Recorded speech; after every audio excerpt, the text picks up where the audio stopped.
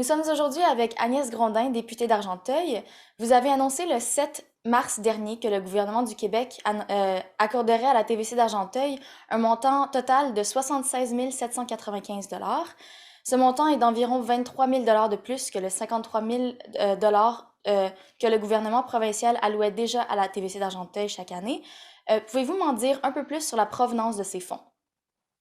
Oui, en fait, il y a un montant, bon an, mal an, depuis plusieurs années, là, la TVC a un montant qui est comme un financement au fonctionnement, là, d'à peu près 40 000 et un peu plus. Là, il y a eu une bonification de la part du programme de relance économique du ministère de la Culture, qui ajoute un genre de 13 000, à peu près 16 000, et 13 000, c'est ça.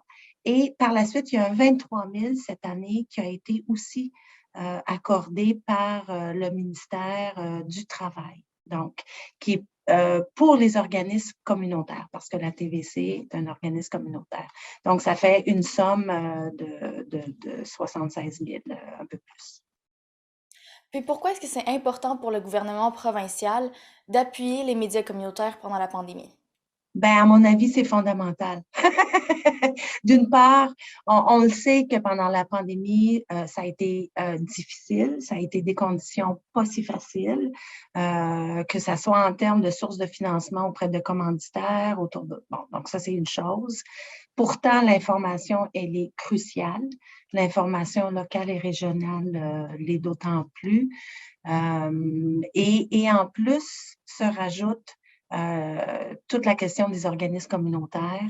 Pour le gouvernement, je pense que la pandémie nous a démontré à tous le rôle essentiel que jouent ces organismes-là communautaires, que ce soit dans le secteur de l'information, des communications ou dans le secteur de la sécurité alimentaire. Donc, c'est pour ça qu'il y a eu ces deux bonifications-là pour soutenir les organismes euh, qui passent à travers cette crise-là. Est-ce que vous trouvez que les médias communautaires et l'information qui est passée en région est aussi importante que dans les zones urbaines?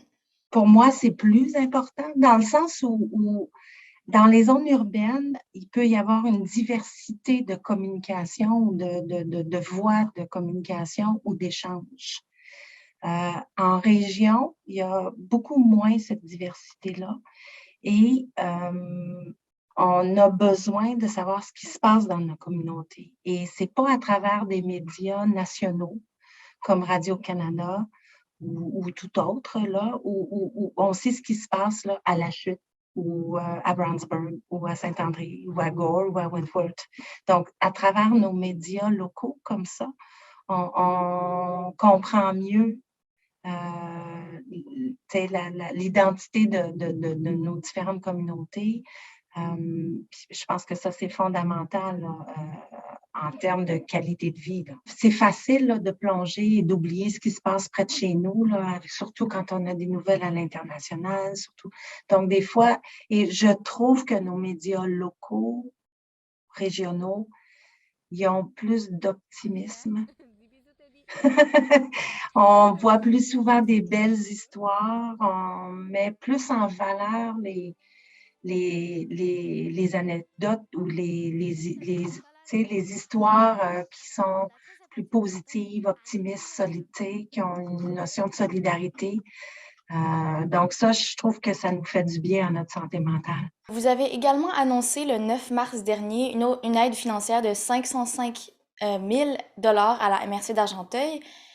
Pouvez-vous me donner un peu plus de détails sur ce financement et les projets auxquels il va servir? Bien, en fait, il y a comme deux volets hein, dans ce financement-là. Il y a un volet qui va être pour ce qu'on appelle ça la restauration. Là. Je pense que oui, là. C'est pas moi l'experte en patrimoine, mais ça va être vraiment pour restaurer le quai de la gare. Ça, c'est une partie. Donc, deux édifices patrimoniaux qui sont là depuis toujours. Celui de la MRC, l'édifice de la MRC, celui de la gare. Donc, il y a un montant qui est alloué pour la gare, réparer le quai. Et l'autre montant, ça va être pour une agente ou un agent en patrimoine. Donc, une ressource qui va se charger probablement. On verra quel mandat exact la MRC donnera à cette ressource-là, mais c'est une ressource qui est dédiée au patrimoine, enfin. Dans le fond, ces fonds-là font partie du programme de soutien au milieu municipal en patrimoine immobilier. Pourquoi est-ce que le gouvernement a créé ce programme? Ça fait partie, hein, le gouvernement le gouvernement actuel a depuis des années croit dans l'importance de l'identité, le nationalisme québécois.